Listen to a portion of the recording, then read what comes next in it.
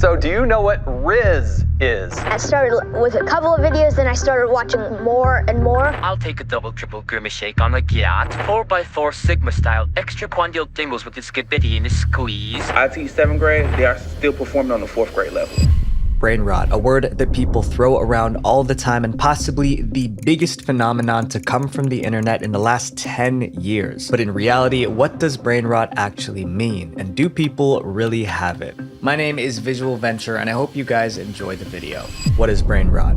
Brain rot describes individuals who are chronically online, those that use social media not just as an entertainment source, but a guidebook on how to live life. Brain rot content is often described as repetitive, low effort, and flashy. But at its core, brain rot can also be a term for people who spend too much time online to the point where it's affecting their mental and even physical health. Skibidi Toilet, Cocomelon, and Fortnite memes are some examples of what brain rot can include. That or content with lots of jump cuts, sudden effects, and a ton of internet slang. I'll take a double triple grimace shake on a yacht, 4x4 Sigma style, extra quandial dingles with this skibidi and this squeeze. Brain rot content is created with one purpose and one purpose only: to get viewers. Many creators have cracked the code on how to make content addictive to watch. By keeping content fast-paced, colorful, and stimulating, it tricks the brain into believing that this is something you must keep watching. And it turns out our brains are wired to keep watching. Binging activates the reward center found in the midbrain, where dopamine is released and sent to our nucleus accumbens in the basal ganglia. Recently, brain rot has become a rising concern for parents, teachers, and even medical professionals.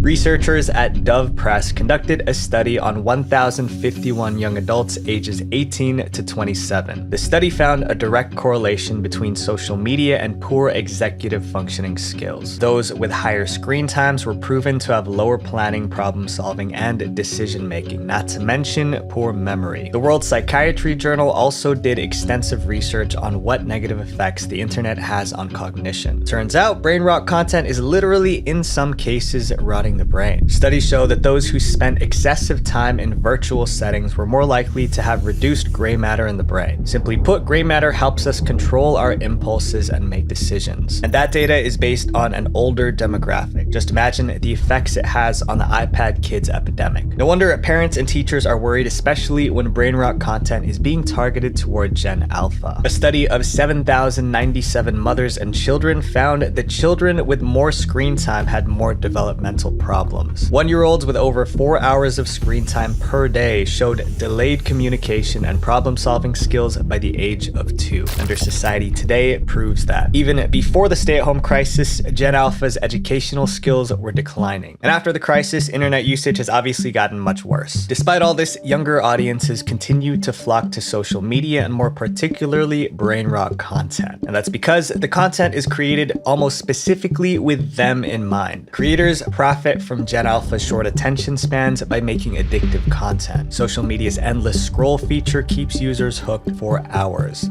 Started with a couple of videos, then I started watching more and more. I watched every free moment I had, and day and night. With all of this in mind, it leaves one question.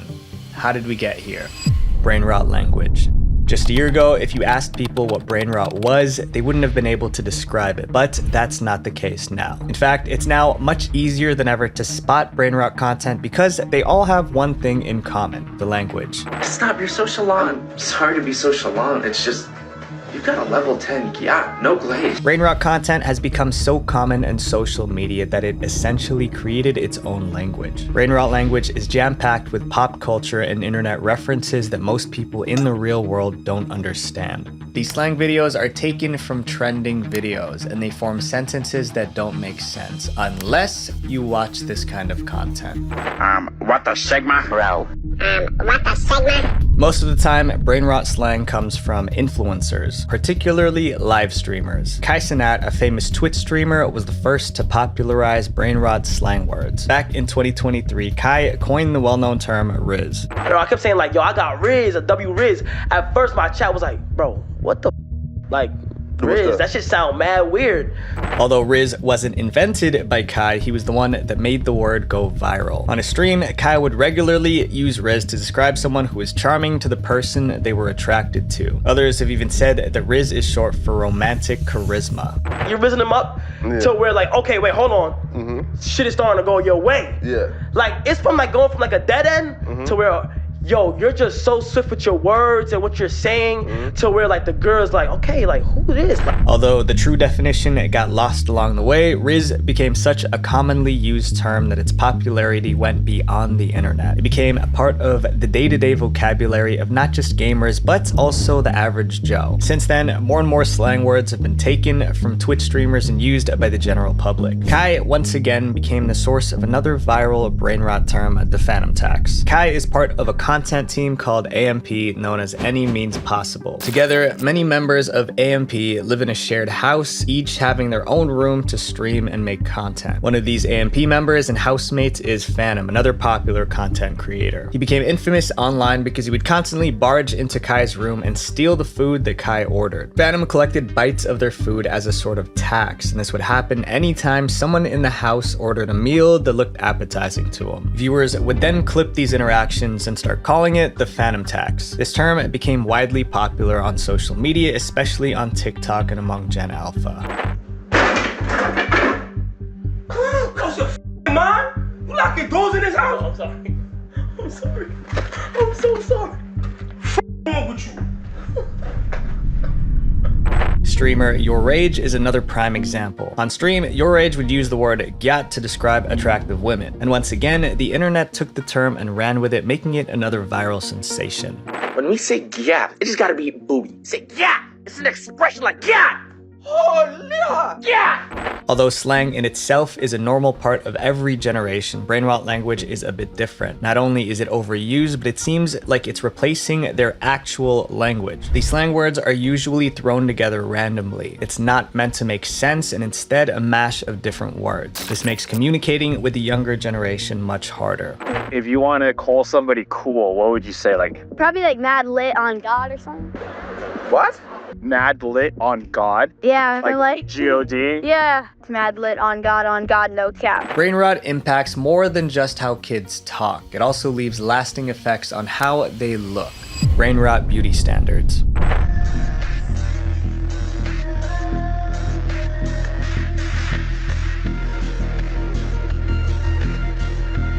Looks maxing has become a viral internet niche on all social media platforms. Although it could be traced back to the mid-2010s on online forums, it only now became popular on social media. Looks maxing is just trying to make yourself as attractive as possible by maximizing your look, as the name states. But the origins of the word have a much darker history than you think. The term was originally created by incel communities to describe the extensive process needed to be deemed good-looking by women. Looks maxers usually go through damaging processes like extensive plastic surgery and unhealthy diets to achieve what they believe to be the ideal male look. The community also engaged actively in something called lookism, which is where they look negatively on those who aren't seen as attractive, and they only use physical appearances to judge a person's character, nothing more. It escalated to the point where there was a full site called lookism.net with the slogan, "Where looks matter." In 2018, a 17-year-old boy named Tom checked out the site himself. As a 6'4", blonde, attractive guy, he decided to experiment and post his own picture on the site to see what others would say, and the replies were shocking. People encouraged him to get plastic surgery or use steroids to get bigger muscles. Other anonymous users commented that he was unattractive and had bad genes. In looks maxing, there's always some way to improve your looks, even if it means spending hundreds of thousands of dollars to do it. Although looks maxing isn't as extreme as it once was, it still adheres to the community's nearly impossible beauty standards. While some people seek beauty tips through it, for others it has become an obsession that spiraled to brain rot. When looks maxing first hit mainstream social media, it was mainly a meme, and it was introduced through mewing.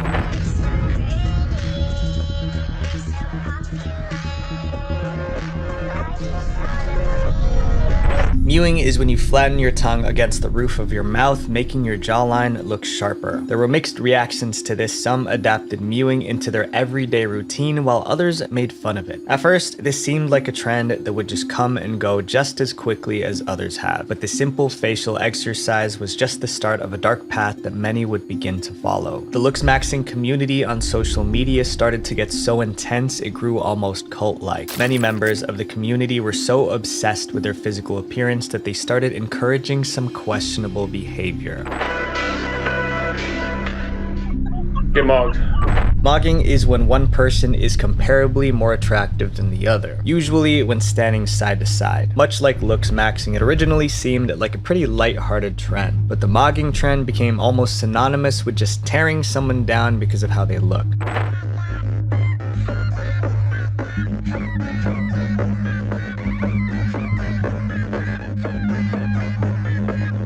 Looks maxers often blame their looks as the reason why they have poor social lives and can't attract women, using mogging as a standard of self-worth. In the since-deleted Reddit post on the forum r/social skills, a Redditor talked about how they got absolutely mogged by a random girl at a Walgreens. The post detailed how he felt as the woman in front of him was more attractive than him, and it made him feel self-conscious. But he even went as far as to make up scenarios on how she felt about him. He wanted to speak to her, but stopped himself because he believed that she was disgusted by him. He believed that she was thinking, who does this unattractive man think he is to talk to me? And this isn't a rare case. There are countless Reddit posts like this from people with similar mindsets. Another Redditor talked about how he's been haunted for years over some lifeguard who he believed mogged him. He explained how he was pursuing a girl for many months. One day, when they were hanging out by the pool, a lifeguard quickly showed romantic interest in her faster than he did. She told him how much she liked the lifeguard and how handsome he was. The situation happened 3 years ago, yet he's still haunted by it.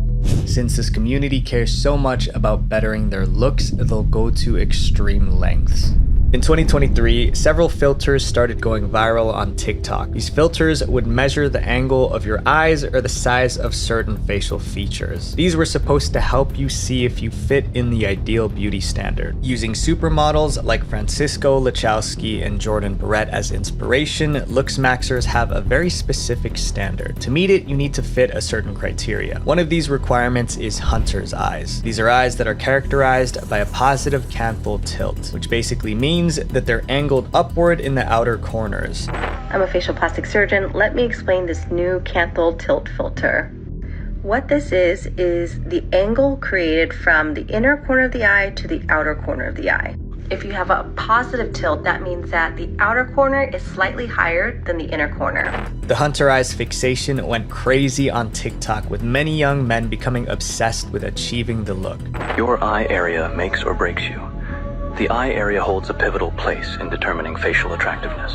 Not everyone is born with their eyes shaped this way, so many came up with ways to shape their eyes, and they called it squint maxing. Within looks maxing, there are subcategories of self-improvement tips like hair maxing. With squint maxing, people tried to continuously squint their eyes so that they resemble hunter eyes, hoping that if they did it long enough, they would have their desired eyes. But one of the most common and most controversial methods that look maxers use is something called starve maxing. To get that shredded physique and a chiseled face, many looks maxers put themselves on highly restrictive diets. With so much negativity in the community, some creators turn this into a business. Kareem Shami is a 22-year-old college student based in San Diego who's become the face of this looks maxing trend after posting this video showing his physical transformation between the ages of 17 and 20. TikToker Kareem Shami, known by his alias Syrian Psycho, is a content creator who makes self-improvement content specifically catered to looks maxers. These include tips on hair care, personal hygiene, and facial exercises. Kareem shares his insights in his paid community, Mogwarts Academy. Claiming to be the top-rated community for continuous self-improvement, Mogwarts has over 2,205 looks maxers. For $10 a month, members get access to over 14 hours of exclusive content and personal lessons on how to look their very best. This also unlocks other resources like a community forum, live webinars, and video tutorials. Despite its thriving community, it's been debated whether Mogwarts is just a meme. It's also been criticized for preying on the insecure. People who have purchased the course claimed that the resources are recycled from other sources like other forums or websites. Others have called the entire course brain rot and criticized both Kareem and Mogwarts for charging a monthly subscription for basic self-improvement tips that can be found through a simple Google search. Some apps have been created specifically targeting looks maxers. UMax is an app that can calculate how much you fit the looks maxing beauty standard. You take a selfie on the app and then it'll rate you based on 6 different categories: potential, masculinity, skin quality, jawline, and cheekbones. Although the app is free, users can't access its features unless they pay to unlock them. But looks maxing is just one part of brain rot content. These beauty standards impact women too. Brain rot aesthetics.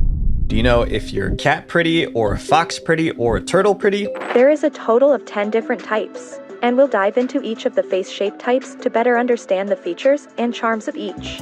Originating in East Asia, animal facial types were used in the beauty industry to describe different face shapes and features. But since it's become popularized in North America, it's gotten a bit out of control. For starters, this comparison is very niche to internet culture, which makes it confusing to understand for those who aren't always online. Although the animal face types are meant to describe different sorts of faces, many of the people referenced in these videos are models, actresses, or influencers who've gotten expensive beauty treatments. Many young girls on social media feel inferior to these since they don't look like the women in the videos. So they either try and fit into one of these archetypes or get plastic surgery. And this is just one part of a long-term trend that's been happening on the internet. Physical looks, personality traits, or other characteristics have started being grouped into aesthetics. Aesthetics have been around for as long as the internet has. Many people credit the website Tumblr for popularizing the concept back in the early 2010s.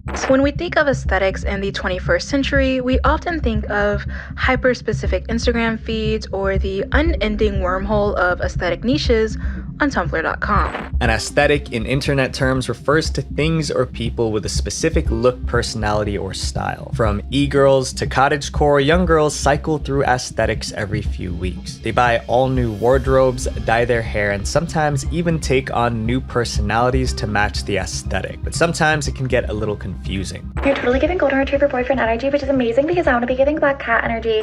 It might seem harmless at first, but chasing aesthetics can be harmful. They change quickly, making it tiring to keep up, and it also encourages overconsumption. Because something that TikTok is really good at is creating these hyper-specific micro-trends that only last for a week that people blow hundreds if not thousands of dollars on, and then by the next week, next Monday, it's out of trend. Social media is the source of major financial problems. At one point, 8-year-olds were going to Sephora to buy makeup and skincare products designed for adults which can harm their skin. If you want to know more about this, check out my video called How the Internet Destroyed Generation Alpha. Now let's do a deeper dive on few specific aesthetics with more problematic origins. One of the most infamous trends on social media in recent months is the coquette aesthetic. Identified by its excessive use of baby pink, dainty bows, and Lana Del Rey songs, the coquette aesthetic took over social media. The coquette aesthetic, once popular on Tumblr, has resurfaced and spread across the internet, even becoming a meme.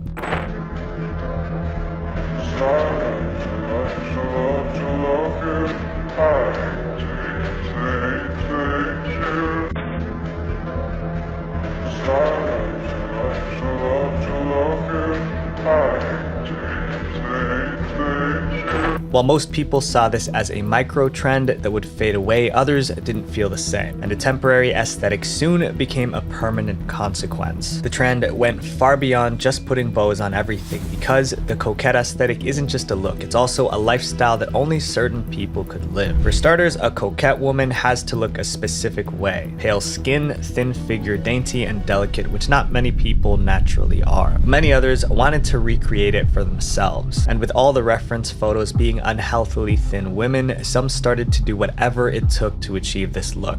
While the aesthetic and philosophy is pretty, some of the people in the community as a whole are not. There is a notion that you have to be really skinny to be coquette, because what is depicted mostly in the aesthetic is really slender girl. But that's not the only damaging part. The coquette aesthetic actually has some dark history that not many people know about. As defined by Merriam-Webster, a coquette is a woman who endeavors without sincere affection to gain the attention and admiration of men. And since the coquette aesthetic focused so much on softness and innocence, it became a favorite of men who had a fixation with younger partners. Much younger. But for those who didn't like pink or lace, another controversial aesthetic quickly took over social media in January of 2024. This one was oddly specific. On January 6th, 2024, a TikTok user posted a video that went viral.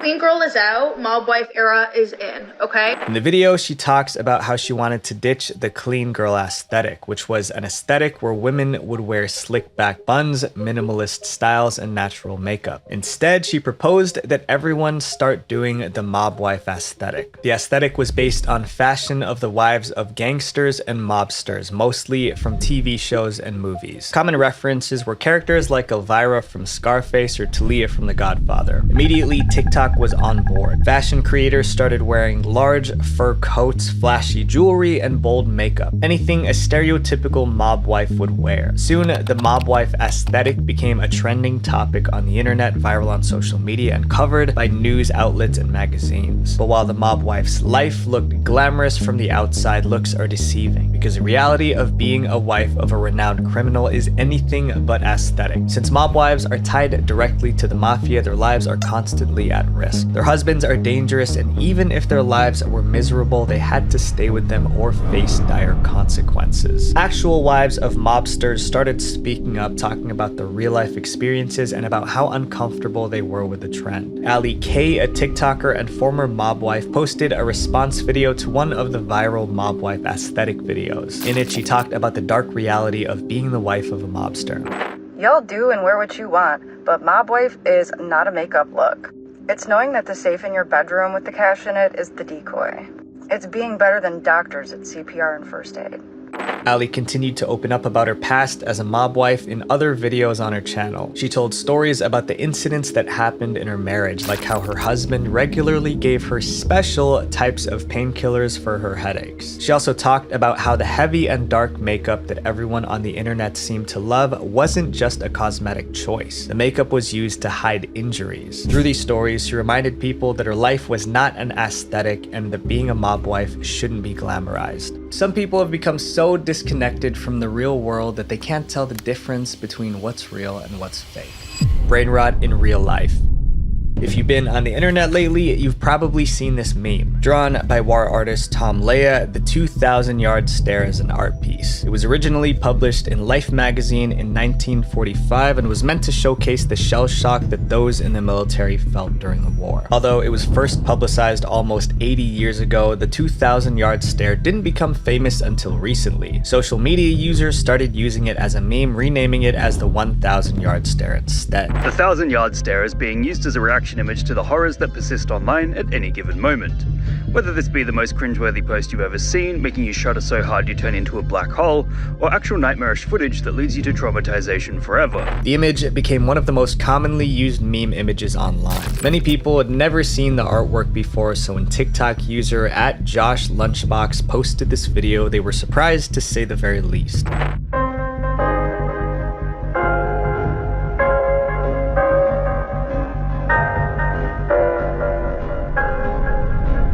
Josh, studying in a library, saw a book with a 2,000-yard stare picture. He captioned, "Go back to the digital realm. You're not meant to be here." The video instantly went viral. Josh, like many others, was completely shocked that the 2,000-yard stare was a real art piece and not just an internet meme. Many commenters also agreed with Josh, saying that if they saw this piece in real life, they would have lost their minds. People genuinely believed that the 2,000-yard stare was created to be a meme. They forgot what life was like outside of the internet. In the comments, tons of people shared that they felt like they truly had brain rot. One commenter shared that when he first saw a horse in person, he started quoting BoJack Horseman, which is an animated show about a humanoid horse. Another commenter talked about the time he was telling the story of Sisyphus to someone. When that person asked him how he knew about it, he had to cite his source as TikTok. Josh's video opened up the floodgates for discussions about brain rot, especially about how Gen Z and Gen Alpha are so chronically online that they can't seem to remember a world that existed without technology attached to you every second. This makes sense considering how in today's day and age the internet is our source for everything, not just entertainment but even real-world news. Although brain rot has often been associated with things like memes, slang, and pop culture references, brain rot can also come from the overconsumption of much darker content. The pandemic has led to a dramatic increase in screen time for many, and a lot of those hours have been devoted to what experts call doom scrolling. It's an unhealthy habit for multiple reasons, and one that is well worth the effort to break.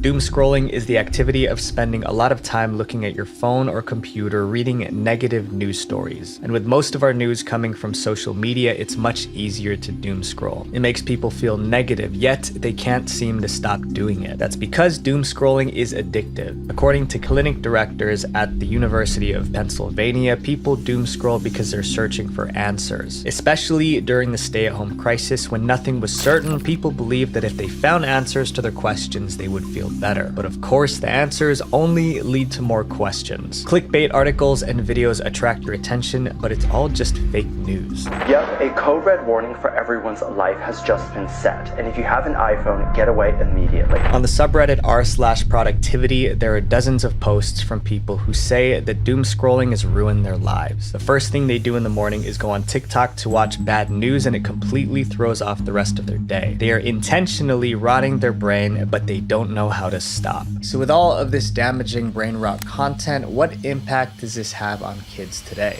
Brain rot on Generation Alpha. For Gen Alpha kids who are addicted to their devices, the internet is their truth, and it all has real-world consequences that are finally starting to come to light. They overconsume social media content, which brands and creators exploit. According to a study by the American Psychological Association, kids ages 10 to 12 are more addicted to social media because their brain creates social rewards after they go on it. These are like happy hormones that they can get from day-to-day interactions like talking to friends, but much more intense. When we engage with social media, it releases a lot of dopamine in the brain's reward pathway. It's bountiful in the sense that it's practically speaking infinite.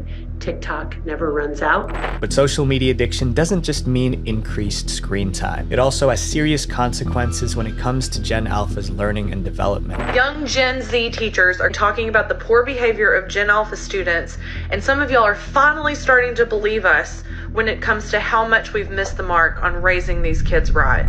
Many teachers have used social media to share stories from their classrooms about their students, but not for a good reason. And I teach at one of the more affluent schools.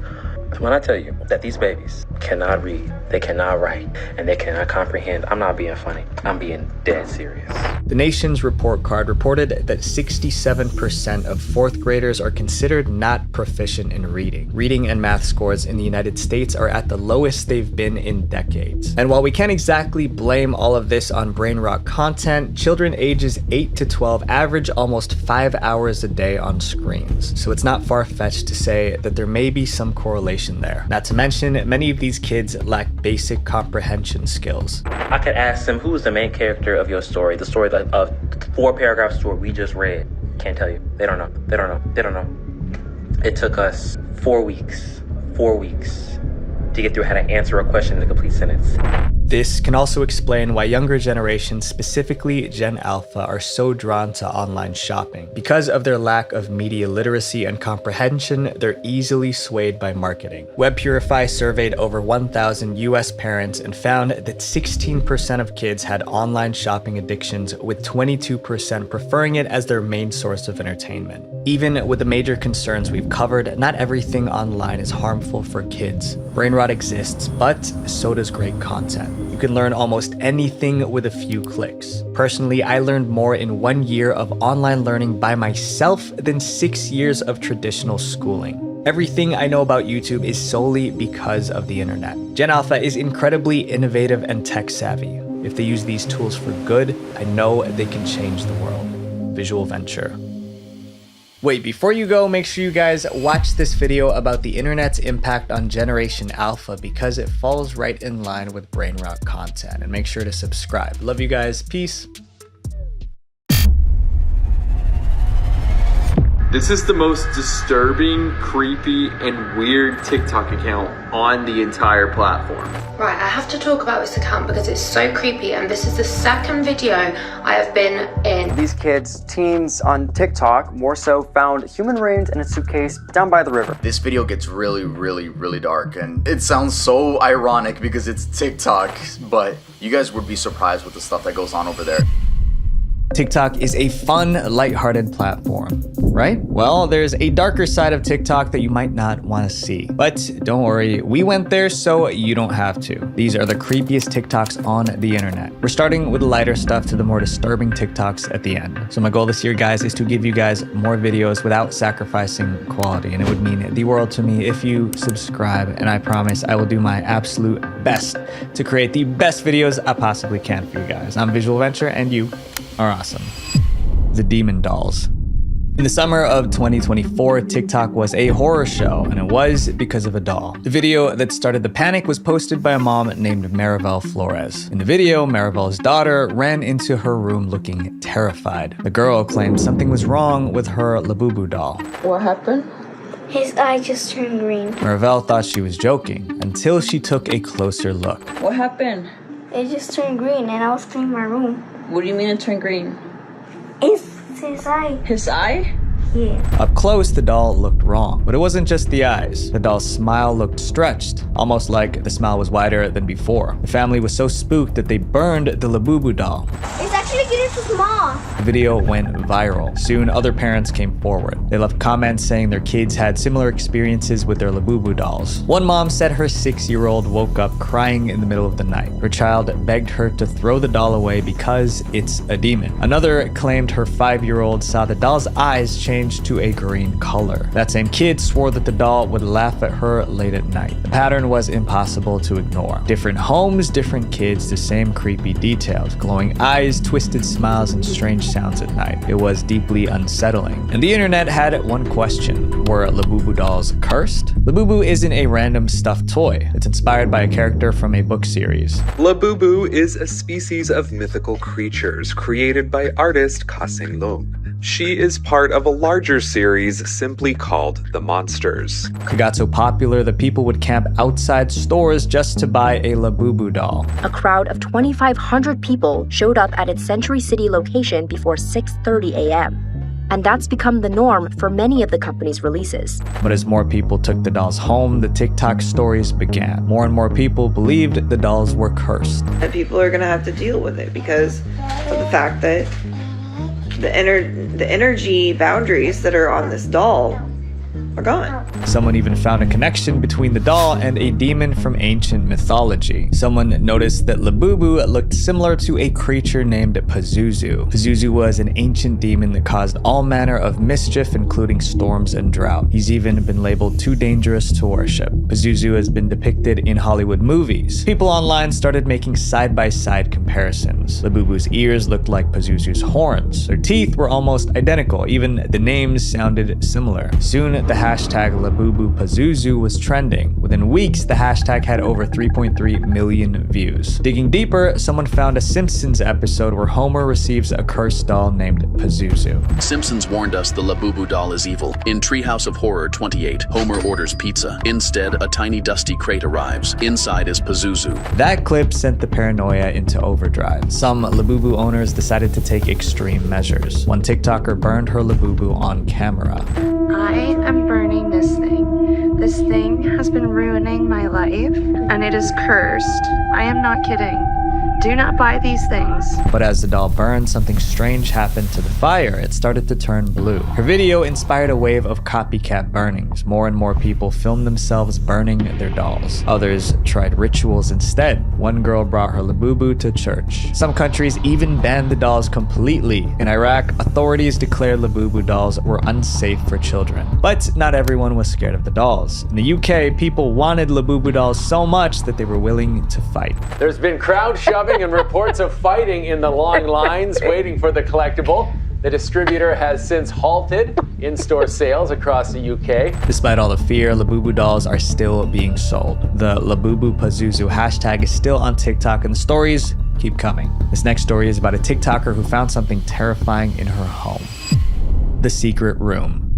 This woman noticed something wrong with her bathroom mirror, and she was right because she made a disturbing discovery. In April 2021, Samantha Hartsoe posted a TikTok titled A New York City Mystery. It looked like a regular apartment vlog at first, but it wasn't. The clip started with Samantha's bathroom. She was confused. So I walk into my bathroom.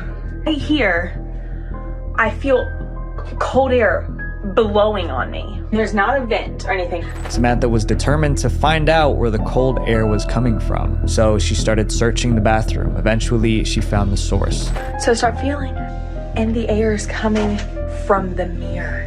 When she pulled the mirror forward, her jaw dropped. There was no wall behind the mirror, just a deep, dark hole. A hole large enough for someone to crawl through. I need more answers. I have to go in and figure out what is on the other side of my bathroom. Like, what if someone's living in there? For the roommates watching, she decided to see what was inside. Samantha strapped a flashlight to her head and climbed into the hole. She also grabbed a hammer for protection. What she found at the other end of the tunnel was super creepy. There was an entire apartment hidden behind her wall, and it made her wonder, what if someone was living there? The apartment had 3 bedrooms. Pipes and wires hung from the ceiling. The floor was damaged. The kitchen and bathroom didn't work. Then she saw something that made her freak out. John, there's trash bags and stuff. Those trash bags suggested that someone might be living there. There was also a water bottle on the floor. It looked fresh, like someone drank from it recently. Samantha kept moving, constantly checking over her shoulder. I did find myself having to remind myself that there could be somebody. She even found the front door to the hidden apartment. She quickly locked it from the inside. She climbed back through the hole and into her bathroom. Okay, great. I'm gonna go ahead and lock this door. Made it out alive. My landlord's getting a really fun phone call tomorrow. Samantha's TikTok videos about the apartment behind her bathroom went viral. The videos got over 20 million views. People in the comment section were scared for her. They thought whoever lived there might come after her. Samantha's story even made the news. On New at 11 tonight, a hole in the wall behind a bathroom mirror led to a secret room. Experiencing viral fame after documenting a mysterious discovery behind the bathroom mirror in her New York apartment. Then she got invited to the Ellen Show. From New York City, please welcome Samantha Hartsoe. Hello, Samantha. So how did the story end? Did Samantha ever find out who was living behind her wall? Samantha said she asked her landlord, but he didn't know anything about the hidden apartment. For her safety, they decided to cement the mirror to the wall. Better safe than sorry, right? This next creepy TikTok attracted the attention of the FBI. The mystery of Bon Skinny. In 2018, a TikToker named Bonnie started getting attention for her weird content. Bonnie never showed her real face. In every video, she wore a clown mask with a creepy smile. The mask had the words, "I like sweets," written across the forehead. Well, I'm Bonnie. Oh, I don't like you. At first, Bonnie filmed dance videos in her garage, but as her followers increased, the tone of her content shifted. She started filming in a new location she called the Forever Room. This is my forever room. This is where I live, and no one really knows that I live here. That's when she filmed her creepiest video. One day, Bonnie made a thank you video for her followers, but her words were jumbled like a child struggling to speak. I'm just so happy that people think that I'm, I don't know, pretty, and I'm just so happy that and I love you guys so much. Then she said something that scared her viewers. And without you guys, I would do things And I just love you guys so much. I would do things that are bad. She said without her followers, she would do things that are bad. It felt less like gratitude and more like a warning. Like her followers were the only thing stopping her from doing something she would regret. From there, her content got stranger. She played with dolls, making them talk to each other. One of the dolls looked exactly like Bonnie. One of the dolls bears a resemblance to Bonnie's mask, complete with the same "I love sweets" line written on her forehead. Viewers noticed how the other dolls treated the Bonnie doll. There are other dolls present, and they seem to bully the Bonnie doll over her appearance. In another clip, Bonnie showed pictures of fashion models with their faces crossed out. She also scribbled on the pictures like a child, something about being pretty or ugly. Viewers thought this was a cry for help. One wrote, "I'm genuinely worried about this person. I really hope this catches the attention of either the police or a therapist." Then came the bathroom video. Bonnie was pounding on the bathroom door, begging to be let out. Her viewers panicked. One wrote, "This isn't a joke anymore. Please find her location and call the police." People even tagged the FBI and CIA. Her videos kept getting worse, especially when a mysterious person named Mr. Man appeared. Bonnie posted drawings of the two of them together. Here's one of them. Mr. Man wore a strange mask and never showed his real face. In one video, Bonnie seemed afraid of him. Hi guys. Hey, sorry. Mr. Man's not really happy. We gotta hurry this up. In one Instagram post, Bonnie was sitting inside a dog cage, and it seemed that Mr. Man put her there. Hi, this is Bonnie's foster father. Bonnie is safe and sound and at the house with me currently. The post ended with "Do not call the cops. Thank you." Bonnie's followers were convinced she was being held captive, so they tagged the FBI over and over again. Not long after, Bonnie reappeared. Her voice was calm and normal, not the childlike tone viewers were used to.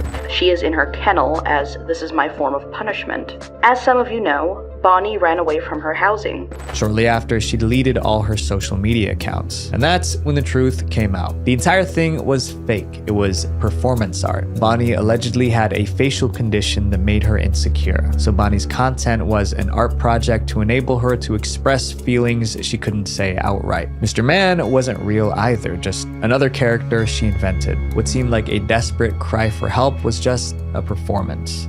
Or was it? Up next is a case that affected many innocent people. Manchester nightlife.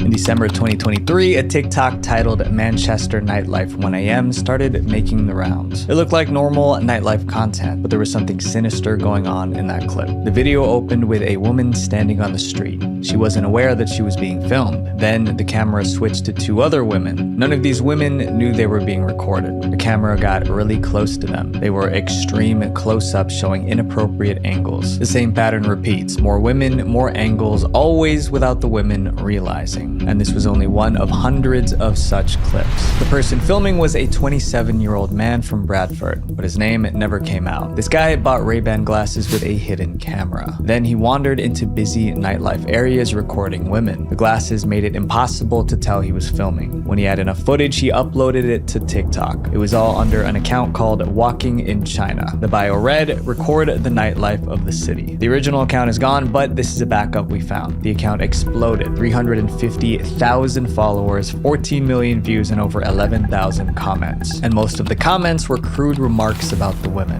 This was clearly wrong, but somehow it stayed under the radar and it went on for months. People filmed without their knowledge, posting, growing an audience, until one woman saw herself in the videos. Amy Adams was scrolling TikTok when she spotted herself in one of the nightlife videos. Before she could process her shock, she saw another clip of herself. Reading the comments, she realized exactly what the account was doing, and she wasn't gonna let them get away with it. Right, I have to talk about this account because it's so creepy, and this is the second video I have been in. Her warning video got 500,000 views. Other women checked the account, and many of them found themselves in the creepy clips. They felt violated. One said, "I didn't see him. I didn't know I was being recorded. I can't believe I've been targeted in that way." Another put it this way. Well, one, it didn't seem like he was videoing our outfits or night out or anything like that. It was following us right behind, across the road, in front of us, loads of different angles. The women bombarded the police with complaints. The story made headlines. One read, "Manchester nightlife videos, women feel unsafe after being secretly filmed." As more people complained, TikTok deleted the nightlife account, but that wasn't the end. Police were determined to find the person who filmed these creepy videos. Police discovered that the guy wasn't just posting the videos on TikTok, he was also running a Patreon charging $16 a month for inappropriate clips. These were all shots that zoomed in on women all without their knowledge. People can film in the public. It's not illegal to do that.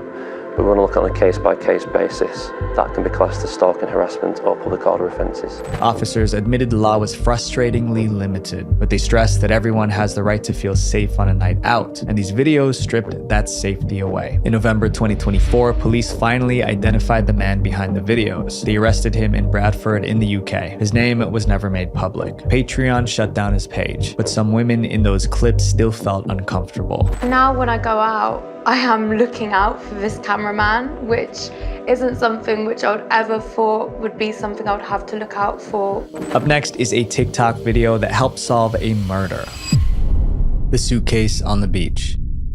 This TikTok video shocked millions. The caption read, "Randonautica sent us to this part of the beach, and we found this black suitcase." The video begins with 3 teenagers exploring a quiet beach, 2 girls and a boy. They notice something wedged between the rocks. Guys, we found a suitcase at the beach. They thought they found something valuable, so they were determined to open it. So we just found this suitcase, and we're gonna get it. Okay, so they're like opening it up with the sticks. But when the suitcase finally opens, their mood changes instantly. Inside is a black garbage bag. It smells horrible. One girl backs away and dials 911. Okay, so she's calling the police so we can see if it's actually a dead body or it's just food. Well, it wasn't food. Turns out 2 bodies were stuffed into that suitcase. What started as a TikTok video was now evidence of a crime. The teens didn't just stumble across the suitcase by chance. They were led there by an app called Randonautica. This app gives users random GPS coordinates to explore new places. It's a geocaching app, and it uses number generation to take you on an adventure, and you set your intentions, and it gives you a coordinate, and you go. The teens tried the app, and it sent them to a beach about 10 minutes away. They filmed their trip, found the suitcase, and called 911. When police opened the plastic bag in the suitcase, they found human remains. Their TikTok video went viral, amassing 4 million views. TikTok eventually deleted the video, but by then it had already spread to other platforms. The comments were split. Some doubted it, saying it can hardly take it serious the way they made a TikTok out of it. Others pointed out clues trying to solve the mystery. Anyone else extra freaked out by how the suitcase looks new and not water damaged at all? Soon, the news picked it up. A viral social media video claims to show the discovery of human remains near Alki. Before long, the police identified the victims. It was a woman and her boyfriend who mysteriously went missing some time ago. The police even had a suspect. The motive is not entirely clear, but the evidence is suggesting that this all happened because the couple were unable to pay rent. Police believe the landlord took their lives, stuffed them in a suitcase, and dumped them in the ocean. All because the couple didn't pay their rent. 2 months later, the landlord was arrested. In 2023, he was sentenced to 46 years in prison. The victims' families finally got closure, all because of a TikTok on the beach. Up next is a TikTok video about nightmares. The cursed number. This TikTok was unsettling from the very first second. It appeared in December 2024, and the caption was, "I am afraid," with a number. The girl in the video, named Lily, said she found something online called the cursed number, and she was planning to test it that night. But what was this cursed number? The number was 690452, also known as the heaven or hell number, or the devil's digits. The story was that if you wrote that number on your wrist before going to sleep, strange things would happen. They said you'll see creepy things in your dreams like demons, dark alleys, and giant monsters. But the worst part was this. If something happens to you in the dream, like, you don't make it, the legend says it could be permanent in real life too. Thousands of people heard about it. Some, including Lily, decided to test it. Lily came up with a system so people would know what happened afterward. She created 4 profile pictures as warning signs. One picture meant the curse was fake. Another meant it was real. but she was alive. The third meant she was sleeping. And the fourth meant she passed away. In that case, her sister would set that profile picture. All viewers needed to do was check Lily's TikTok account the next morning. And the profile picture would tell them everything. But what ended up happening shocked everyone. That night, Lily wrote 690452 on her wrist and went to bed. The next morning, thousands checked her profile picture. It was the fourth image, the dead sign. According to Lily's code, that meant the curse had unalived her. The day after, Lily's sister posted an update. Hi, I'm Jennifer, Lily's older sister. She woke up but is in the hospital. I hope everything is fine. Thanks for the people who cared. 2 days later, on Christmas Eve, there was another update. It read, guys, unfortunately, my sister died tonight. Thanks for all the people who believed in her. Her sister even added a date and a dove emoji to the bio, like a memorial. The comments were filled with messages like rest in peace and she's in a better place now. Whether this was true or not, Lily wasn't the only one who tested the cursed number. After Lily's video, another TikToker named Miriam decided to try it too, but Miriam was skeptical. This trend going on where you write this number thing on your wrist, then you go to sleep, then you'll be stuck in your dream and never wake up again. I didn't believe any of this. Miriam wrote the number on her wrist and filmed herself before bed. That night, she dreamed she was trapped in what she described as a Squid Game backrooms nightmare. She couldn't escape. However, I was still stuck in that place and I couldn't get out, to the point I felt like more than 5 hours have passed and I'm still in that place. Luckily, she found a way to wake up. But then I got up the stairs and finally I found the door that I opened and then I woke up.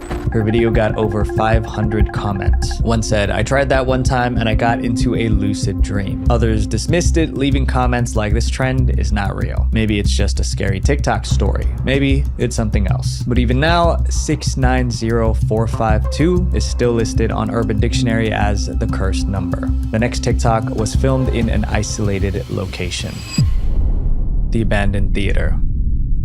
In January 2020, a TikToker named Brendan decided to explore an abandoned theater. Then he filmed the experience and uploaded it onto TikTok. The caption was, "This was so dangerous." The theater was abandoned in 1996 because people believed it was haunted. Unfortunately, Brendan couldn't get into the theater because the doors were locked, but there was a strange eye symbol painted on the wall outside. The video got 1.7 million views, 330,000 likes, and thousands of comments. One viewer wrote, "I dreamt about an abandoned theater. This looks so similar to the one in my dream." But Brendan wasn't done with the spooky theater. A week later, he went back to do some more exploring. This time, he was able to get inside. He found something interesting, an old piano sitting center stage. Brendan claimed a girl passed away on that stage years ago, and that her ghost might still play the piano. Suddenly, Brendan saw something that spooked him. He turned and bolted out of the theater. The video ended abruptly, but that made it even creepier. Soon, exploring creepy abandoned places became Brendan's main content. In one video, he visited a deserted bread factory with an underground tunnel. And in almost every video, something happened to make viewers panic. At the bread factory, he got lost in the tunnels. Unnerved followers began asking Brendan if he needed help,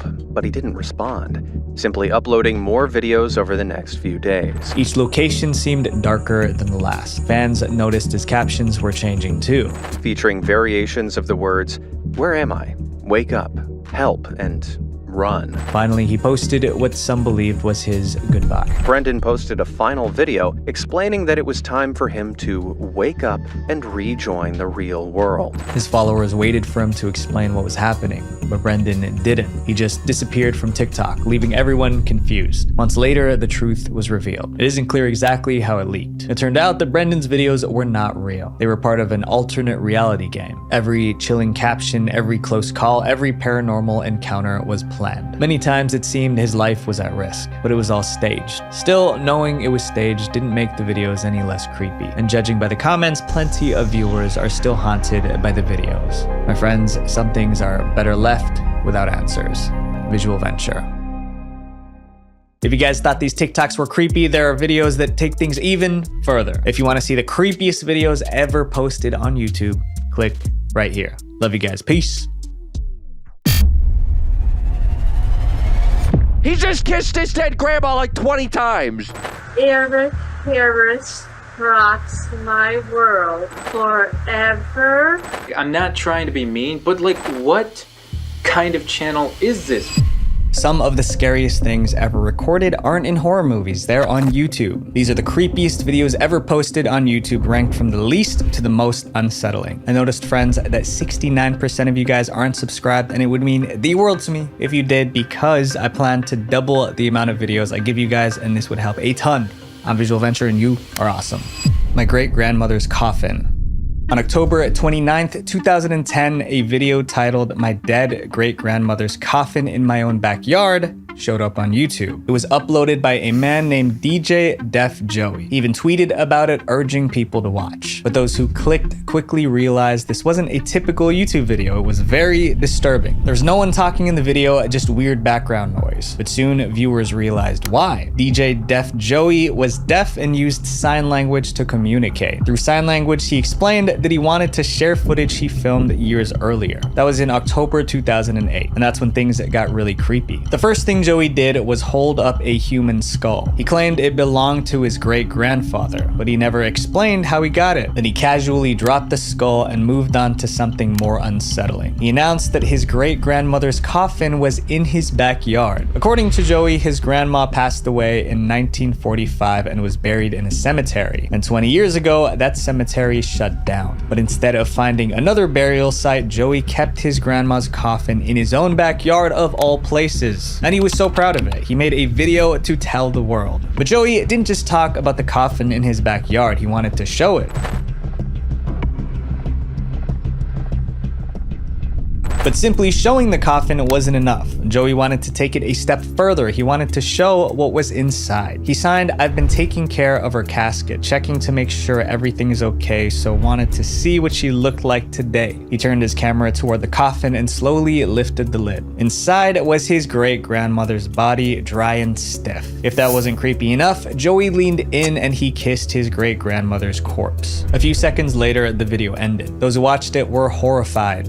He just kissed his dead grandma like 20 times. Some questioned if it was even real. But Joey's actions also raised a bigger question. Was this even legal? Normally, keeping human remains requires legal approval and strict health regulations. But based on what Joey showed, none of these rules seem to have been followed. Despite that, authorities never got involved and YouTube never removed the video. About 15 years later, it's still online. This next video isn't just creepy. Some think it's also supernatural. Robert the Doll.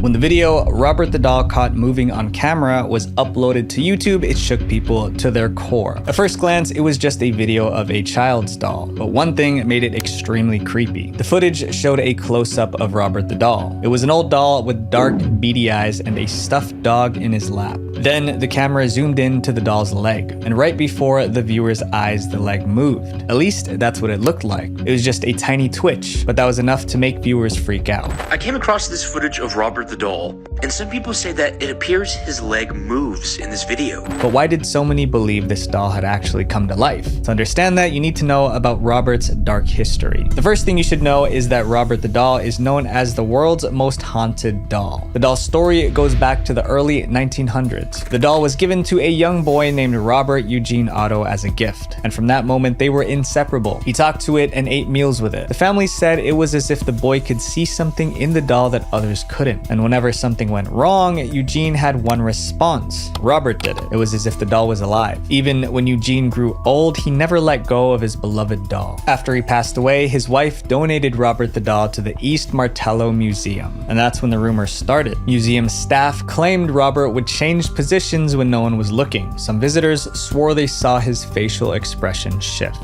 Things that you see on TV about other dolls, they're not real. Robert is real. Word spread fast. Soon, people flocked to the museum to see if the rumors were true. But there was one strict rule. Before taking a photo of Robert the doll, you had to ask it for permission. Many ignored the warning, and according to the legend, those who broke the rules suffered horrible misfortunes, car crashes, job losses, and even divorce. People that come in and say this is just a joke, this is all fake, they're the ones who get hit the hardest. Initially, many people didn't believe the stories, but when the Robert the Doll Caught Moving video came out, it convinced a lot of them that Robert wasn't just a creepy toy, and that he was alive. We have all put our fears and our energy into this thing. We have created Robert the Doll. we make monsters, and then we can't control them when they get out into the world. This next video was so creepy that people started wondering if the creator was losing their mind. In love with a monster. Love stories aren't usually creepy, but this one is. A few years ago, a woman named Lynn Ann made a video talking about how much she loved a man, but instead of being cute, it was so disturbing that viewers even demanded YouTube to take down the video. The question is why? Lynn Ann's video began with her staring into the camera. Her voice was slow and flat as she repeated the same phrase over and over again. Eric Harris rocks my world. Eric Harris rocks my world. She sounded robotic, like she was stuck in a trance. But there was something more disturbing about this video. Eric Harris, the guy she was professing her love for, was considered a monster. He was one of the masterminds behind the 1999 tragedy at Columbine High School. But to Lynn Ann, he was perfect. Social media exploded with reactions. One commenter wrote, "Lynn Ann is a deranged woman. She's in her mid-30s and acts like an edgy teenager." Another who claimed to know her personality added, "She really does believe she's Mrs. Eric Harris." Not even trolling, she actually feels that way. At first, people thought it was just a bizarre one-time video, but then they dug deeper, and what they found made everything worse. Lynn Ann's obsession with Eric Harris was her entire online identity. She ran a YouTube channel dedicated to him. In one video, she proudly held up a custom mug. This is my Eric Harris mug. It was a gift. In another, she showcased her collection of eerie jewelry. Well, here's my Eric Harris necklaces. I just wanted to show you.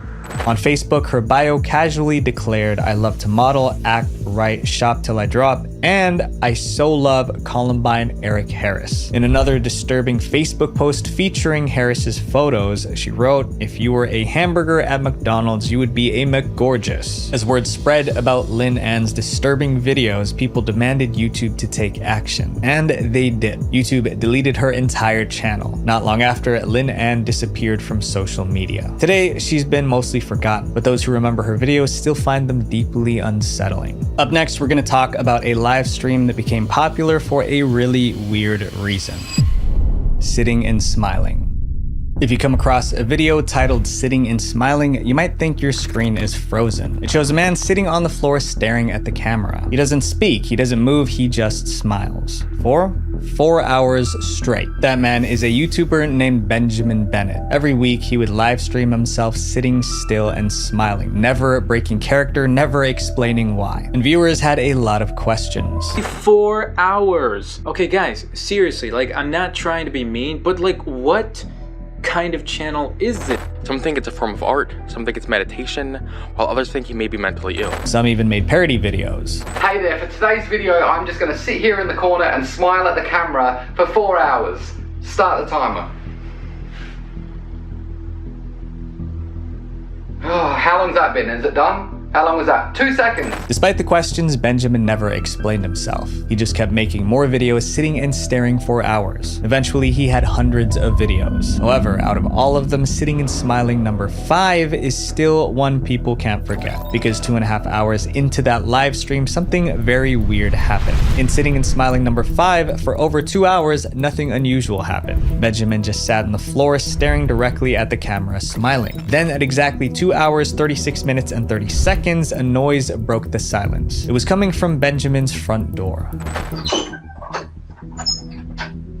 It sounded like someone was turning the doorknob trying to get in. Then slowly, the door creaked open. A man peeked his head inside. He looked like he wasn't supposed to be there. The intruder looked at Benjamin sitting on the floor and said, "Hello?" Most people would have been scared or at least turned their head, but Benjamin didn't flinch or acknowledge the man at all. He just kept staring directly at the camera, smiling. The intruder stood there for a moment. Then, without another word, he slowly closed the door and left. And Benjamin kept sitting there for another hour and a half, completely unfazed. The moment was so weird that when the live stream ended, people flooded the comment section trying to make sense of it. If his head slowly turns to the robber while he's smiling, the robber would have cried like a 3-year-old girl. If I was the guy breaking in, I would have freaked out if I broke into someone's house while they just sat there and smiled, even without reacting. It took a year for Benjamin to finally comment on it. In an interview with Vice Media, he answered the burning question on everyone's mind. Was there really an intruder in his most famous video? He confirmed the intruder was real, saying, "So I had an idea that it was somebody breaking in, but I knew from the beginning that I wasn't gonna move. Then I heard him, creeping up the stairs toward my room, and he opened the door and said hello, and I didn't move, and he closed the door and left the house." Then Benjamin explained why he didn't react. "I knew that as long as I didn't react, whatever was going to happen in that situation would make a really amazing video. I think making that video was more important to me at the time." Benjamin said that after the live stream ended, he checked his home and thankfully nothing was stolen. Even after that, he still kept making the sitting and smiling videos, each one 4 hours long. Today, there are hundreds of those videos on Benjamin's channel, and each one is very unsettling. Sometimes a video is so confusing it becomes creepy. That's exactly the case with this next one. Blank Room Soup. In 2005, a video titled blankroomsoup.avi appeared on YouTube, but nothing about the video made sense. A man sits in an empty room with white walls eating soup with an oversized spoon. Then from behind, a strange cartoonish character with massive head steps toward the man. The man doesn't react, he just keeps eating, then starts crying. The mascot pats his back to comfort him. Seconds later, another mascot steps into the frame to console the man. Then the video ends with no explanation and no context. That's when the internet started asking questions. When Blank Room Soup went viral, everyone had theories about what it meant. Some seemed logical. Maybe there's a deeper meaning behind this. I definitely was thinking about that. If it is like an art house film or some kind of short film. Like an interpretation sort of thing. Yes. But the most disturbing theory claimed that the man was being forced to eat the remains of his own family. Oh, that'd be so nasty. Being forced to eat human remains. What kind of human remains? I don't know, but I don't want to know. Others believed it was a punishment tape from the Chinese mafia, a brutal warning to their enemies. Then the mystery deepened. A second clip showed up and it was called Blank Room Soup 2. It looked just like the first video, except this time the mascots rushed toward the man as if they were about to attack. But there was a break in the case. Internet detectives figured out where the mascots in the video were from. They were Ray Rays, which were cartoonish figures created by animator Raymond Percy. He used them for his live performances. Naturally, all eyes turned to Percy. But Percy denied everything. He claimed his Ray Ray costumes were stolen from his trailer months earlier. If that was true, then whoever stole them was likely behind the video. But no one knew who. For nearly 2 decades, the mystery has remained unsolved. Some say that Percy didn't file a police report, which was weird, but no one knows for sure. This next video wasn't staged or scripted. It was a disturbing moment in someone's real life. The Elevator Girl. On February 13th, 2023, the LA police uploaded an unsettling video to YouTube. It was CCTV footage from the Cecil Hotel. The clip showed a young woman acting strange inside an elevator. She pressed multiple buttons, looked around nervously, and stepped in and out. At one point, she waved her hands, almost like she was talking to someone, but no one was there. Then she walked away. It was the last time anyone saw her alive. Her name was Elisa Lam, a 21-year-old college student from Canada visiting California. She arrived in Los Angeles in January 2013 and checked into the Cecil Hotel. But this wasn't just any hotel. The Cecil had a dark history. It was a scene of many violent crimes. At one point, Richard Ramirez, also known as the Night Stalker, stayed there while committing brutal crimes in the 1980s. When Elisa first checked in, she shared a room with another guest, but her roommate quickly complained about Elisa's strange behavior. Elisa left unsettling notes around the room with messages like, "Go home and go away." She also locked the door and demanded a password before letting her roommate in. Before long, Elisa was moved to a private room. Elisa also kept in touch with her parents, calling them every day. But on January 31st, the day she was supposed to check out of the hotel, she went silent. Her parents immediately knew something was wrong. They contacted the LAPD and a search began. Elisa's belongings were still in her room, but there was no sign of her. Then they decided to check the hotel's CCTV footage. The last known footage of Elisa was taken inside the hotel hotel elevator. In the video, she seemed anxious, pressing multiple buttons and behaving strangely like someone was after her. Finally, Elisa walked out of the elevator. Hoping for leads, the LAPD released the footage to the public. Instead of answers, it led to a lot of speculation. Some people believed she was playing the Korean elevator game. This is a ritual that supposedly opens a portal to another dimension. Others thought she was suffering a mental breakdown. A darker theory suggested she was interacting with a ghost. For 2 weeks, Elisa was missing. Then they found her in the last place anyone expected. Guests at the Cecil Hotel started complaining about the water. The pressure in the water was terrible.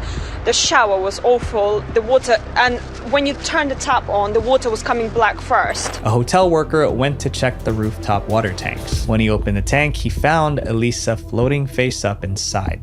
Nearly 3 weeks after Elisa Lam went missing, a body has been found in a water tank on the roof of her hotel. An autopsy was conducted. It was ruled an accidental drowning, but nothing about the case made sense. The rooftop was locked and only staff had access. The tanks were difficult to climb into and the lids were heavy. How did she get in? How did she lift the lid by herself? Her parents sued the hotel for failing to protect Elisa, but the lawsuit was dismissed. To this day, no one knows exactly how Elisa got into the water tank. But one thing is certain, her elevator video is one of the creepiest videos ever posted on YouTube. And if you thought this story was unsettling, the next video is even stranger. It'll leave you questioning everything.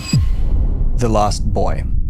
In May 2009, a teenager named Will Norton uploaded a video to his YouTube channel. It was titled, "I Nearly Died." In the video, Will described a terrifying event that nearly took his life. It's May 8th, 2009, and today I nearly died. Looking back now, the video felt really creepy, because if you compare what Will said in that video to what happened next, it seemed like he unknowingly predicted his own fate. The video starts with Will describing his morning, waking up to extreme weather. I wake up this morning and it is storming like crazy. I can hear the hail on the roof. I look out my window. The pool is going crazy. It's still pitch dark outside and it's like 7:20. Despite the storm, Will got into his Hummer and started driving to school, but he quickly realized it was a mistake. Traffic lights exploded as he passed. A power plant near his school blew up just seconds before he drove by. Suddenly his car didn't feel so safe.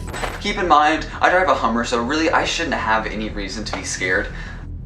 But then I turn on the main road of my town, and the wind is so crazy. When he finally arrived at school, he realized that no one else from his class had made it. The storm was too serious. Will ended the video by saying he felt lucky to have survived. Unfortunately, Will's luck was about to run out. Fast forward 2 years to May 22nd, 2011. That day, Will Norton was graduating from Joplin High School. He was surrounded by friends and family when suddenly the tornado sirens went off. That meant a tornado was coming, so people had to get to safety. Will and his father, Mark Norton, left the ceremony early, driving home in the same Hummer that Will used in the storm 2 years prior. Will and his dad were 20 minutes away from home when the tornado hit. It was an EF5 tornado with 200-mile-per-hour winds. Simply put, the tornado was strong enough to crush buildings and destroy everything in its path. The tornado grabbed the Hummer and tossed it around, flipping it over and over. Will's father managed to stay inside, but Will wasn't so lucky. The door ripped open and Will was sucked into the tornado. When the storm passed, rescue crews rushed in. Over the weekend, 70 tornadoes in 70 states, but what happened here in Joplin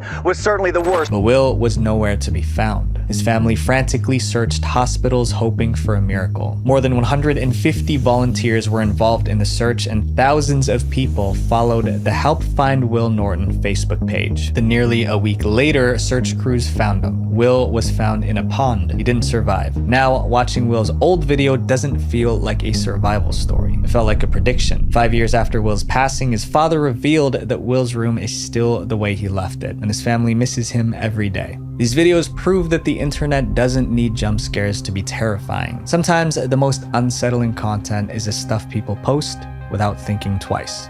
Visual Venture. Wait, before you go, make sure you guys watch my video on notorious videos deleted from YouTube because it's really close to this one. Love you guys. Peace. I'm gonna tell you something that's gonna shock all of you. I'm a gambling addict. And I'll pay back. Genuinely, give me 2 months and I can pay back. And this guy has flown down to her city to try and track her down. And while doing that, even broke into another streamer's house while they were streaming. He was actually on his way to my house with a knife. I was never able to be genuine with people anymore after the fact that I cheated on my girlfriend with people who I didn't realize were even in the first place. So before we get into this video, I just want to say thank you to every single one of you guys. Ever since I was a kid, I wanted to make a difference in people's lives and I wanted to help others. With you guys supporting this channel, now I'm able to do just that. So thank you. So this Twitch documentary is about to get crazy. So stay till the end because we cover a list of topics and each topic just gets darker and darker. Live streaming is one of the most popular forms of entertainment on the internet. Countless people come together to watch their favorite streamers in real time. Whether they're opening a loot chest with the highest level gear or just sitting in a bathtub, these streamers rake in a crazy amount of viewers every day. When I said live streaming, what platform came to your mind? Of course, Twitch. Without a doubt, they are the streaming platform, hosting some of the biggest streamers like Ninja, XQC, and Pokimane. Yes. But there's more to Twitch than what's on the surface. Stalkers, manipulators, and some of the most disgusting people are on the platform. So join us as we explore the dark world of Twitch. The gambling controversy. So whether you're for or against it, I think we can all agree that gambling can be dangerous. The rush of dopamine is enough to get anyone hooked, even the people who you would least expect. I'm gonna tell you something that's gonna shock all of you. I'm a gambling addict. 5 years ago, it got so bad I had $100 left in my bank account. And you know what I did with that 100? I gambled it. Whenever gamblers lose, gambling organizations get paid. And trust me, gamblers will lose. In a slot machine, the chances of you winning the top prize is 1 in 5,000 to 1 in 34 million. And what happens when these gambling websites try to reach the younger generation? They branch out by sponsoring people to play their games. And these people are Twitch streamers. Some of the biggest streamers on Twitch were paid to gamble live on stream to their audience. They would play these games for their hordes of viewers and bet ridiculous amounts of money which was given to them by these gambling organizations. But because Aiden Ross leaked his DMs, we know they pay him at least $4 million a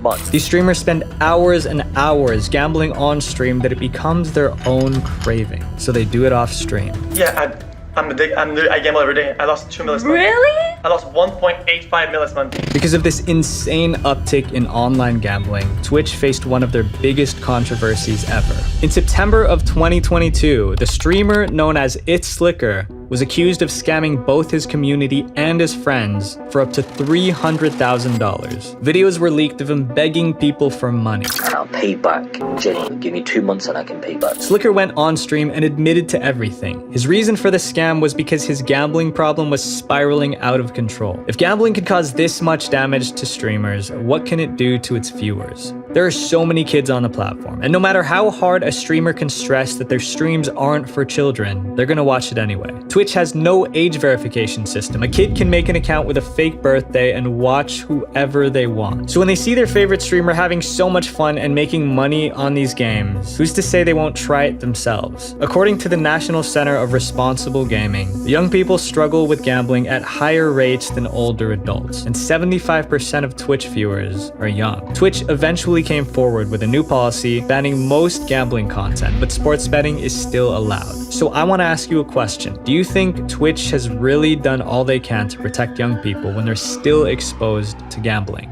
The downfall of Athene.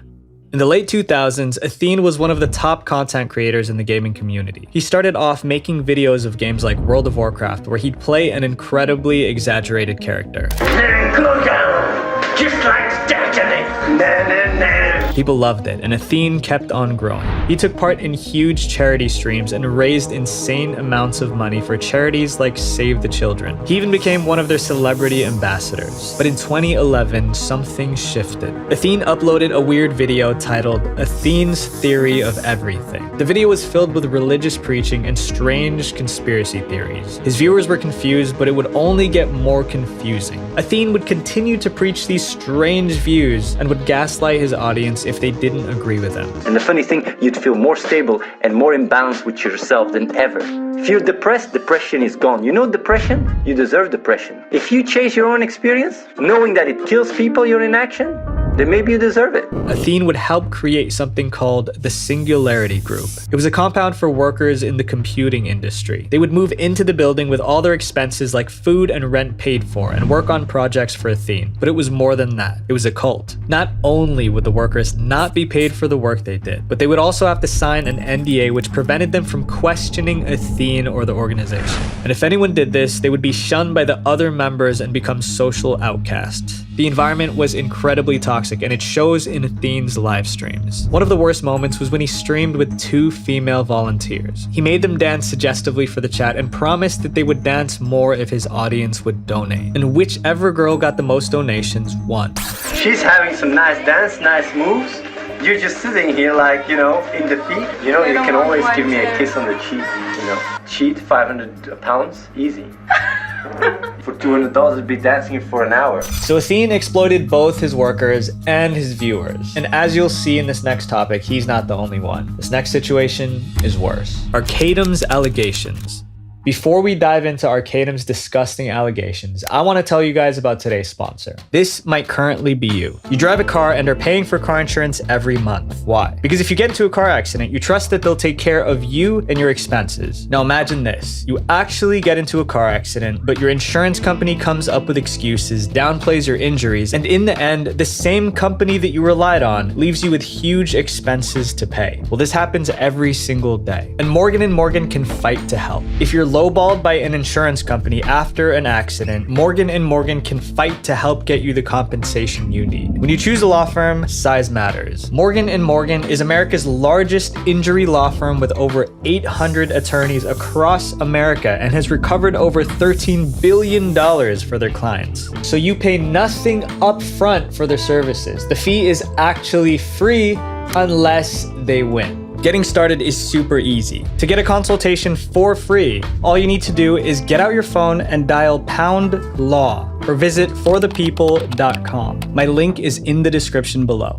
There's a wide variety of content on Twitch covering all kinds of niches and communities, such as the Dungeons & Dragons or D&D community, which is a role-playing game in a fantasy world. And one of the most popular streamers in this community was Arcadum. This creator was respected in the community until it all came crashing down. Allegations started to come out about Arcadum from multiple young girls. They talked about his manipulative behavior toward them. Some even accused him of SA. But the craziest part is that there weren't just 3 or 4 allegations, but 21 different cases.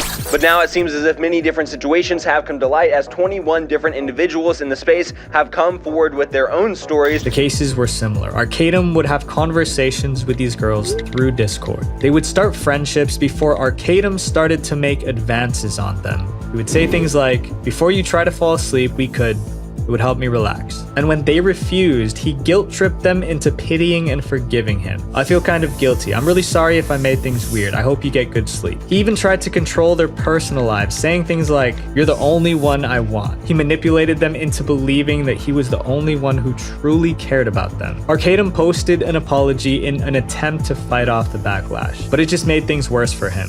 I have seen receipts from these girls that were so bad they left them out of their twit longer. There was so much more evidence against Arcadum that the girls weren't showing. Since the controversy, Arcadum doesn't get nearly the attention he once got. I hope that this serves as a lesson for him and teaches others to be careful who they talk to online. But this isn't the only scandal like this on Twitch. Recently, there was an even bigger one. Adriana exposes Slick. So I want to make something clear about this next topic. Please don't take it as factual information. We did the best that we could, and we tried to be as accurate as possible, but as you'll see, there's just too many layers to this story. It all started in 2021, when a streamer by the name of Adriana Lee came out with a story about an uncomfortable situation with a streamer named Crazy Slick. According to Adriana, she went to a birthday party and got so wasted that she ended up blacking out. Her friends helped her into a room so she could rest, but Crazy Slick entered the room despite being asked not to, then touched Adriana inappropriately. The news spread like wildfire. Mizkif, one of Crazy Slick's closest friends, went live to address the situation. We're very grateful to Adriana for doing the tweet that she did because she was forced into that position And she talked about her past experiences, which is super brave and really, really hard to do. Mizkif had a Twitter argument with another streamer named Trainwreck, and this story got much worse. Trainwreck accused Mizkif of covering up not just the Adriana situation, but many other cases of crazy slick harassing women on Twitch. Are you gonna send Maya and Mitch to blackmail me like you did those girls to cover up all those SAs? More evidence surfaced against Mizkif, including a clip from his stream. Of what you can deem of it, it's harassment, whatever. At a low scale, it's not really a big deal. I don't think people really gave a shit and really cared. Adriana then went live and revealed that Mizkif himself sent someone to talk to her. They allegedly told Adriana to cover up what Crazy Slick has done. Miz sent the most credible, nicest girl on Twitch to talk to me instead of him going over there, because it would look better. It'd be better to convince me.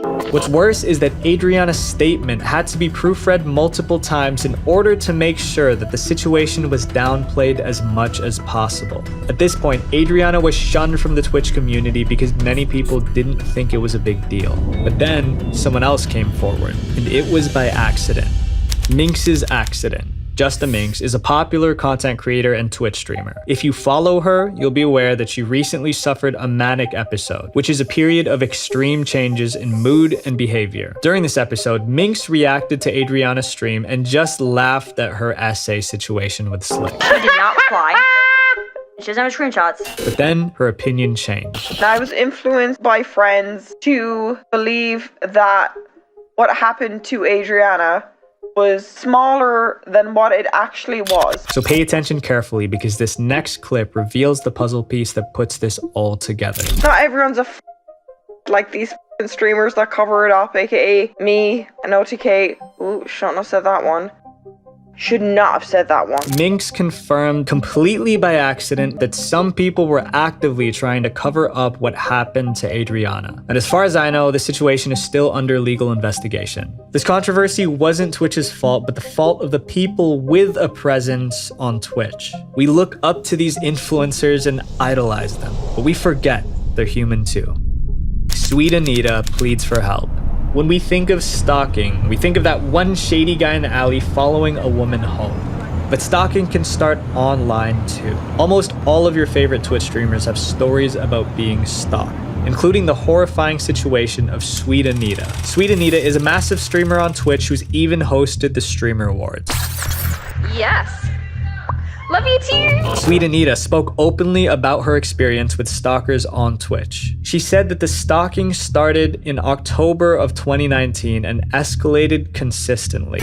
One day I went to the shops. He followed me from my house to the shops. I asked him if he had a knife this time. He stayed silent. Went across the road, and as I crossed the road, he gave chase. He ran after me. So the people from the shop charged out, grabbed hold of him and pinned him down while I went and, went through this gate and went home, and they held the gate closed so he couldn't get past them, and he was trying to push them out the way and actually fighting with them to get with me. It sadly wasn't long before the stalker found Anita's house. My stalker started following me around and sleeping in my back garden. He started staring through my letterbox. On top of that, the stalker would constantly send Anita threats through her Twitch chat, and the police didn't do anything about it. They didn't turn up for 30 minutes. And even then, they didn't actually turn up. What they did was ring me back after 30 minutes to explain why they weren't going to do anything to help me. Even when Anita was assaulted by her stalker with a witness, nothing was done. According to Anita, when the police finally took action against the stalker, he was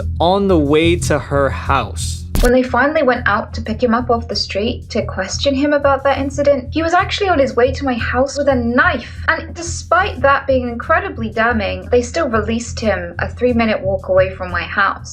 The saddest part is that despite all the awareness that Anita brought to this subject, she's still the target of stalking to this day. On May 23rd of this year, Anita posted a tweet pleading for help because another stalker threatened to find her at TwitchCon. I don't want to hurt you or your security. This is complicated. Last week, I could have sworn you would want to have a romantic relationship with me. And this week, I think you might have changed your mind. So Anita's stalkers are getting completely out of hand, but this next one is probably the worst one I've researched so far. Scariest stalker on Twitch.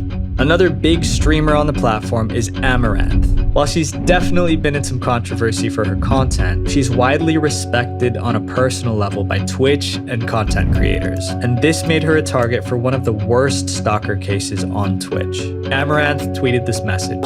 She says that her stalker traveled from Estonia, came to her city and camped out in a hotel with a line of sight to her P.O. box and spent over a month camping out daily at a Starbucks next to the P.O. box and streamed it the entire time. The stalker knew that Amaranth would eventually visit the address, so he waited there for over a month. And despite Twitch taking down his account, he just kept making new ones. And if that wasn't enough, he would constantly harass Amaranth online. He would send her inappropriate videos of himself dancing, and when she told him to stop, he just laughed and responded, "Liar, liar, fiance." This went on for weeks until the stalker started to move again. He streamed himself walking outside of Amaranth's home, mumbling to himself. "This is wrong," he said. "I know this is wrong, but I have to." He was dressed in formal clothes, carrying an instrument case. And an instrument case is the perfect shape to hide something dangerous. Then, the unthinkable happened. He started to break in. Amaranth called 911 and the police took 33 minutes to respond. Thankfully, the stalker was eventually caught.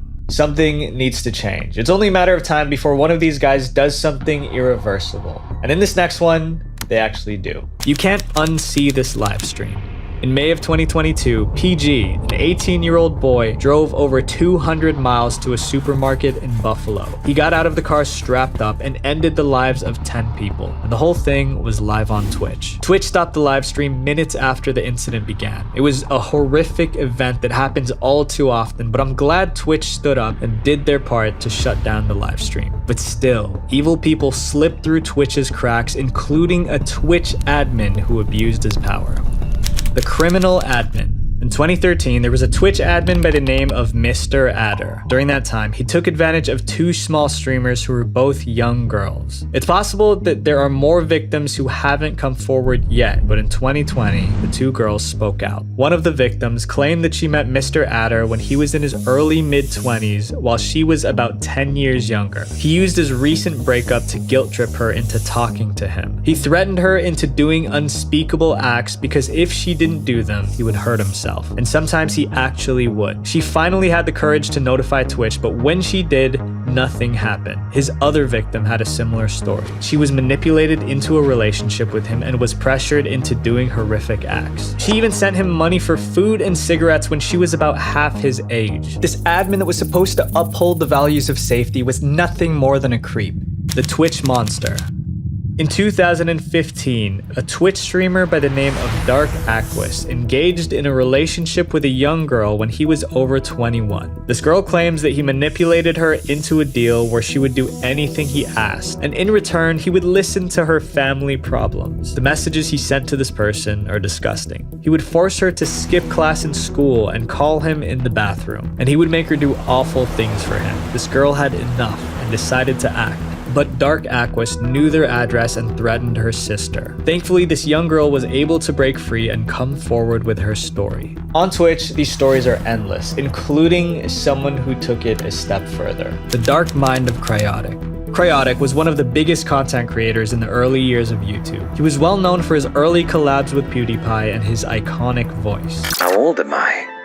I see you don't fully grasp the concept of eternity. He would stream playthroughs of games on Twitch and had a huge following. Until 2020. Cry released a video where he admitted to cheating on his girlfriend with multiple girls who were too young. I was never able to be genuine with people anymore after the fact that I cheated on my girlfriend with people who I didn't realize were even in the first place. This shocked and confused his followers, and this was only just the surface. When Cryotic started dating his girlfriend Cheyenne, she herself was a young girl and a victim of Cry's abuse. There were also accounts from Cry's friends that he was doing ERP with young girls. Some of the screenshots uncovered were disgusting, and it revealed just how sick Cry really was. Since his last video in 2020, Cry hasn't uploaded to Twitch or YouTube, and there are rumors that he's even being investigated by the FBI. Cry's story is only one of the thousands on Twitch. On September 21st of this year, Bloomberg released an article that revealed one of Twitch's darkest sides. A researcher conducted a 2-year investigation and discovered just how many Preds use Twitch to find their victims. The data will shock you. The researchers monitored over 1,900 accounts. These accounts exclusively followed children who streamed on Twitch. These users would join the children's streams and manipulate them into doing suggestive dances and acts. In total, these Preds targeted 279,000 kids. And as of July 2022, Preds found an average of 673 kids every single day. How did this happen? Even if Twitch removes these shady accounts, nothing is stopping them from making another one. Something needs to change before it's too late, but I think it's already too late. But that doesn't mean they've won. If you see people online doing things that hurt others, report it. If you see it in real life, do the same. I know that alone we can only do little, but if we stand together, we can do so much. Visual Venture. Wait, before you go, click this playlist right here to watch more dark internet documentaries. Because our new goal is 500,000 subscribers by the end of 2023. We already hit 100K. If you're a talented scriptwriter or video editor and want to join my team, click the link in the description to apply. I love you all. Peace.